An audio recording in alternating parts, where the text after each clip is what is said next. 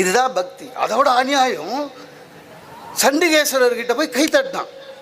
நான் சொன்னேன், எது கை தட்டுறேன்னு? உங்களுக்கு தெரியாது, எது எனக்கு தெரியாது. சண்டிகேஸ்வரர்கிட்ட போய் கையை இப்படி பண்ணுறது எதுக்குன்னு எனக்கு தெரிஞ்ச வரையும், நடுவருக்கு சொல்லணும், தெரிஞ்ச வரையும் அவர் எப்போவுமே தியானத்தில் இருப்பார். ஸோ நம்ம வந்துட்டோன்னு ரிஜிஸ்டர் பண்ணுறது ஒன்று. அப்படி இல்லைன்னா சிவன் சொத்தை எதையும் நான் எடுத்துகிட்டு போகலன்னு அவர்கிட்ட சொல்லிட்டு வரணும். அவர் தான் சிவனுக்கு ஆடிட்டர், அக்கௌண்டன்ட். இவ எதுவுமே இல்லைங்க, முறைக்க சொல்கிறா, அந்த சாமிக்கு காது கேட்காது, அதனால் நான் வந்துட்டேன்னு தட்டிட்டு வரேன்னு. அதாவது என்ன பக்தி தெரியாது, எதுவுமே புரியாது.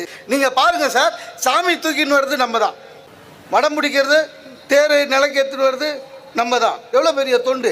அன்றைக்கி என் ஒய்ஃப் சொல்கிறா, இந்த வாட்டி நீங்கள் கண்டிப்பாக மாரியம்மன் கோயிலில் நெருப்பு மிதிக்கணும்னா. எதுக்கு?